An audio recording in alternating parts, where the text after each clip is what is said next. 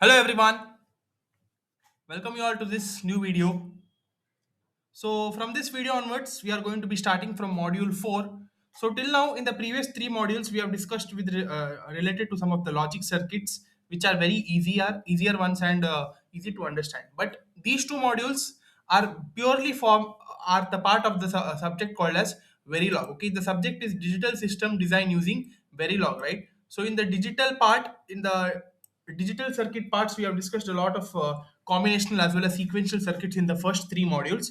Now we are going to be analyzing these circuits by using one hardware description language that is called as Verilog programming. Okay, in this Verilog programming, all the basics which you are required that we are going to be seeing in this module, and some of the important operators of Verilog and all we are going to be discussing in this module in detail, starting from the basics. Okay, and in the next module, in the fifth module, we are going to be analyzing some of the circuits such as multiplexers, half adders, full adders, and some other statements, that is loop statements and if else statements, everything we are discussing with respect to Verilog programming in the upcoming module. Okay, so purely module 4 and 5 are basically about this called as Verilog. Okay, so for that we need to be knowing the basics of this, starting from HDL, that is hardware description language. So what is this HDL?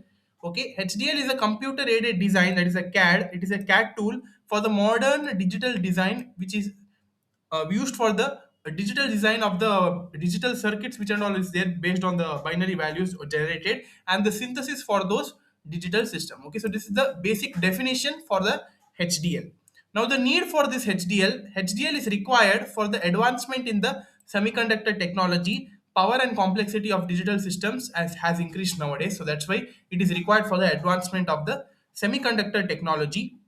Due to this, such digital systems cannot be realized using discrete integrated circuits. Okay, so the modern technologies, now we see that the ICs are not much used. Okay, so on although all the things are done using digital platforms and digitally everything is conducted now, there is no much need for discrete ICs. So that's why in order to avoid that, we are using this HDL, which would be very easy for us to monitor or track whatever the sources are required for the digital design. Okay, yeah. So the complex digital systems can be realized using high density programmable chips such as application specific integrated circuits, that is ASICs.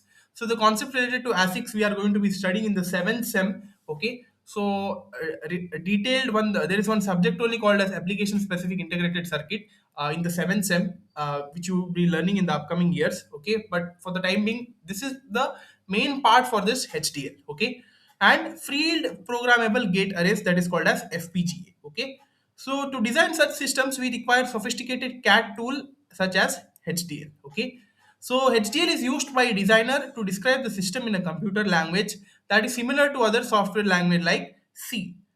Debugging the design is easy since HDL package implements simulators and test branches. That is, if you want to debug any design in digitally, we know that if we do the analog communication part, in that analog designs, when once you design, we cannot be reshaping it or reframing it. Okay, whereas if you compare that with the digital design, we could be easily debugging it and bending it however we want. Okay, based on our requirement, we could be doing it. So that's why debugging in this hardware description language under Verilog technology is very easy and flexible. Okay, so there are two widely used hardware description language. One is called as VHDL and Verilog. Okay, so in this module we are going to be discussing with the Verilog, not VHDL. Okay, VHDL is Verilog hardware description language, or in short we could be calling it as VHDL and Verilog. We are only discussing about Verilog in this module. So this was about the detailed foundation for this Verilog programming. These things you need to be knowing. Now let's get to the brief history of Verilog, that is the evolution of Verilog, when it was started and how it is getting advanced and all. Okay. First point you need to be remembering that the Verilog was started in 1983. That is a company called Gateway Design Automation, that is GDA, developed a hardware description language for its newly introduced logic simulator Verilog underscore XL. Okay. For this logic simulator, Verilog underscore XL, it was decided that this HDL would be introduced newly in order to represent the digital circuits. Okay, So the gateway was bought by Cadence in 1989. We know that Cadence is a hardware electronic based company. Okay, in that the parameter called as gate A was introduced by this company called as Cadence, and Cadence made Verilog available as public domain. So this is Cadence company is required for the establishment of Verilog. Okay, so in December 1995, Verilog HDL became IEEE standard, that is 1364 to 1995. The language presently is maintained by the Open Verilog International OVI organization. The Verilog code structure is based on C software language. So whatever the Verilog programming is there, right? The basic code structure for that is C. We are using the C language basically. Okay. So the Verilog programming, whatever is used to represent the digital circuits, that programming is done using C language. So for this, the fundamental language which you need to be knowing for software is C. Okay. So this is all about the brief history of Verilog. Now let's get to the structure and the syntax of the Verilog module. So the Verilog module has a declaration and a body. Okay, as it has C programming has it. It also has the same thing. It has a declaration and a body statement. In the declaration, name, input, and outputs of the modules are listed. So I'll tell you that with respect to syntax. And the body shows the relationship between inputs and outputs with the help of signal assignment statements. Okay, so as I've told you, the Verilog module consists of two structures. Basically, it is a declaration and a body structure. In declaration, we assign the name, inputs, outputs of the particular module we use, or of a particular logic design we use. Okay, for that the inputs, outputs are assigned. Whereas in the body part, the relationship between inputs and outputs, everything are established. Okay, yeah. So this is the basic syntax of a Verilog module. You see here how it is given. First, it consists of a module name. First thing is you need to be writing first as module. After that, followed by the name of the module. Okay, you should be writing module first, then whatever name you could be assigning, it's of your choice. Then after that, you should be writing that after module, leaving one space. Then in the bracket, you need to be writing the port list. Okay, port list, you could be leaving it blank. It is flexible. Why? Because the system itself decides it. Okay, so what you do, module space, write the name of the module and empty brackets, and this is the colon you need to be using. After that, one declaration statement, then you need to be assigning the input, output. Register wire is used for representing these things in the test bench. So I hope that in your Verilog programming lab sessions, you guys are knowing what you mean by registers and wires. In this module also, you'll be discussing with that. For the time being, just remember this. Okay, then we are having parameters and inouts. Inouts are basically inputs and outputs. Then we are having functions, tasks. So these are the declaration statements. Then statements for body. One, we are having initial statement, always statement, and module instantiation, and the continuous assignment operators under this body. Then after everything is decided, after the complete structure is done, the final thing you need to be doing is ending the module. That is, we need to be using the operator called as end module. Okay, at the beginning it is module, and at the end it is end module. So for this, one example is there, a simple example for a half adder. So for half adder, what are the parameters required? Input is required, output is required. Outputs are basically two outputs, that is, one is sum and carry, right? So you see here how it is given. First thing is, as I've told you, first you need to be writing module, then name of the module. You could be giving any name, but since we are writing it for half adder, so here they have given it as half adder module, half adder. Then the port list. Port lists are basically what are the inputs and outputs, what variables we are using. Okay, so since we are using two inputs and two outputs, I've assigned the two inputs as A and B. Then the two outputs are sum and carry. Okay, so you could be giving anything. It's not necessary that only sum and carry needs to be written. You could be giving S and C. Okay, all the variables, how you write in C, right, the same way. Okay, then all those four you need to be listing it here, that is A comma B comma sum comma carry, and you should be writing the colon here. Then after that, assign the inputs and outputs. Write one statement for A, that is input space A, input B, output sum, output carry. After that, the relationship between output and input in the body. Okay, for that we need to be using the assign, continuous assignment. That is, assign is the keyword, assign space sum. We know that sum is A XOR with B, right? So A, this is the XOR symbol, and B, this is the first statement.